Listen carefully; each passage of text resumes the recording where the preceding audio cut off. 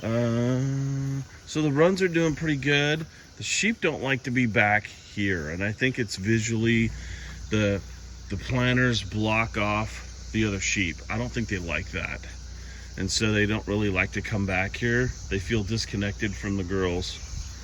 So now that Sarah's back here, they're fine. They're just like, whatever, and they're good to go, and they're back here eating. But you can see how the grass is really tall back here still. And they've kind of hit the clover a little bit, but they don't want the grass at all. They're doing the clover bit right now. So this is probably the last day we're gonna have them in this section of run, and then we'll move it. It's not, well, they've eaten all of this down here. It's just this back area here with the grass that they're just like, nope, we want clover right now. And so they're not getting all the clover that they really want. So it's been kind of chewed down. You can tell if you look here versus here, you can tell they've chewed it all down. So that's the girls when they were on that run. And then we moved them up here because this got really cut down. It's cheaper in gas, I'm telling you. We just moved the fence, moved the sheep. And they've been up here many times. We've moved them up here, and so they'll eat the grass and everything. Yeah, Chloe just stepped on April. April got pissed and snapped at her. I would too. She's a big fatty. You're okay on that one. Good call. Chloe, stop stepping on the dogs, you retard. So, losing grounds. What are you gonna do when you lose a ground? What I did was I went and got a piece of rebar. Actually, it's electric fence post is what it is, and then it's just basically rebar with a flange on the bottom. And I cut it. So I cut it in about a 2.5 to 3 foot piece, and then I heated it up and pounded it over so that it has a handle on the top. And then I sharpened the bottom so that you can stab it into the ground nice and deep, and put the negative on it and ground it out. There's no reason to spend a lot of money on those. I think I spent $1.67 for that piece of bar, and it took me 10 minutes maybe to make it. So when you lose them, you don't have to drop $10 on a new bar and shipping and all that crap. Just grab some rebar and make it. You could probably make it with even just some 9-weight if you wanted to, some 9-weight high tensile wire. Man, dog, sheep. What are you doing, Nia? Man, dog, sheep. She's right here. She's just eating grass. I refilled their bucket. She was interested in it before I refilled it. I think we're gonna have to plunge her face in it before she really figures out that's where she needs to drink. You want to do that? I mean, I can try it. All right. Well, come on over here and we'll shut it off, and we'll introduce her to. We don't think she's drinking out of the water buckets yet. So there's one right there, right? The water trough.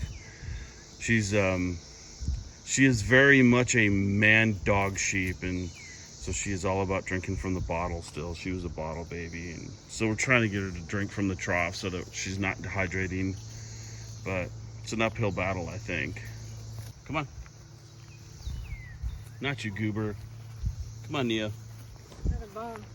Yeah, I don't know where they're getting the bones. So, down in the ground. You're gonna have to probably stick her face in there. Sif, get back. I didn't do that. She did it all over her own. She did? Yeah. Stay. I know. Yes. I know. Nope. Get over here. Get over here. Come on. Hi. Yes, I know. We're playing with the man dog sheep. The dogs practically think she's a dog too.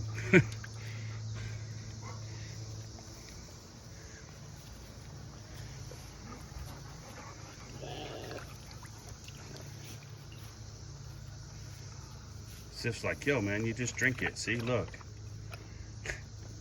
I don't understand what's so hard with this. You just stick your tongue in there and lap it around. Sheep don't drink like that, by the way. They stick their face in there and they suck it into their mouth like a human being trying to suck out of a bowl. So.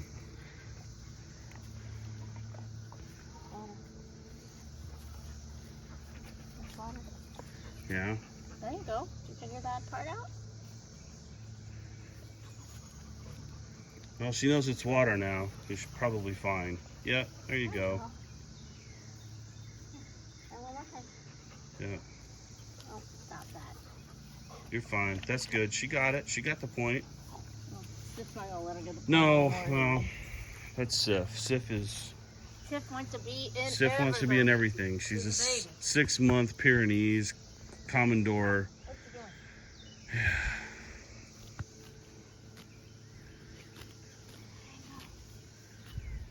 That a little better? Nova's the smartest of them. Probably the best mannered of them. Well, definitely the best mannered of them. She's petting zoo material. She's smart enough that she knows she's got it good and she wants pets. So she's definitely petting zoo material. And she will probably make some really good lambs. We're suspecting that her genetics are going to be really good. Isn't it right, girl? Oh, you come right over. Right over for pets. Yes, girl. I know. Hi. How you doing? Yep. She's a favorite. See that? You know, Princess, if that was on, you wouldn't like that. No, Freya, you would not like that. I know, Freya. So, we moved the fence again. As you can see, it goes all the way down, across and around the back side of the tree over there. This is just scrubland. You can see we've had a fence back here before. You can literally see where they've grazed. And we have grazed them all the way over to them targets over there. It's not useless land. You just got to figure out how to utilize it sometimes. And sometimes that means, well, you got a weird shaped fence. Oh well, who cares? So it gives them plenty of grazing space. We'll bring the water over here, we'll fill it up. We'll utilize what is here, and then I don't have to mow it. I'm trying to eat out of the same bucket, and they've got the loop flipped up, which means somebody's getting. Oh, he got out. Cookie dough got out with his little horns. Oh, they avoided the bucket head today. No bucket head. Boo! Let's do a weekend report on the garden. So the tomatoes are getting really big really fast. Crazy how big they're getting. They're already up to the top of the wire supports.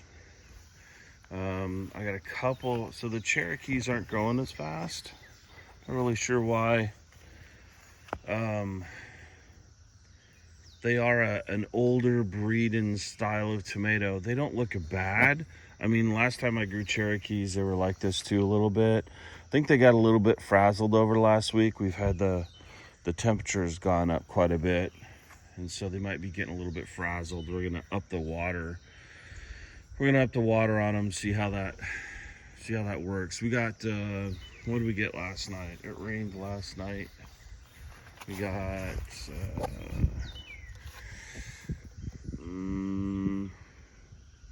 half an inch exact last night, so that's pretty good. That's not bad.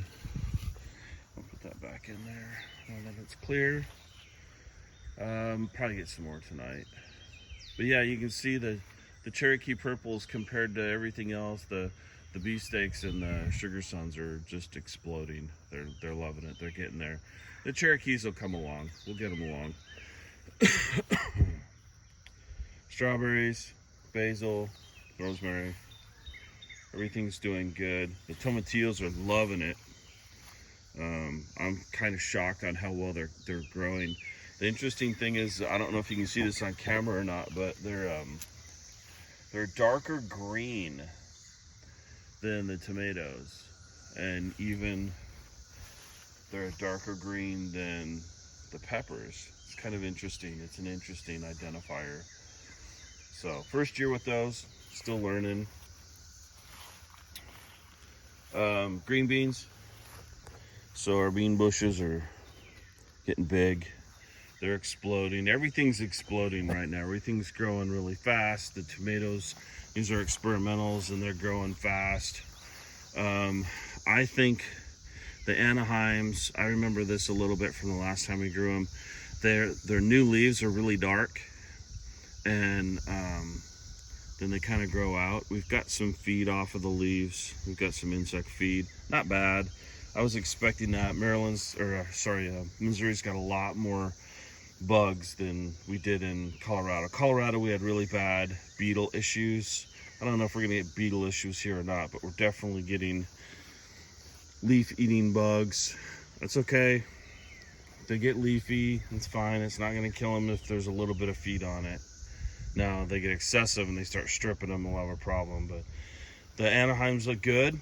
I'm happy with those. Our zucchinis and our cucumbers are exploding. So, super exploding. That is 4, 3, and then there's one more down here. Yeah, so we've got 4 flowers on that one. We got 1 coming out on that one. We got 2 on that one. So all of those flowers are potential fruit. We got 1 on this one. So these are all flowering out already. We're gonna have fruit on those in the week, maybe a week and a half. Same thing with the cucumbers. So we're getting flowers on the cucumbers already. And they're almost all the way up the trellis. It's crazy. They like the water. They like the heat, they like the sun, they're getting plenty of it, and they're just exploding. Same thing with the sweet potatoes. So you can see these are viney, right? And you can see that they're just growing up here with the cucumbers. They're just like, whatever, I got a trellis, I'm gonna grow up. So, doing amazingly well. This is really empty in the center here. Hold on, let me back up. This was really empty in the center here, and I'm super tempted to plant something there. I don't like that. I may have to plant something there. We'll see. A couple of days, we'll see. That's Heimdahl. That's what Heimdahl just brought me. Say hi, buddy. Wow. Oh, he just winked at you, bud. All right, let's see if this dude will go or not. All right, bud. Ooh, he just took off like kaboom. Yeah, he's gone.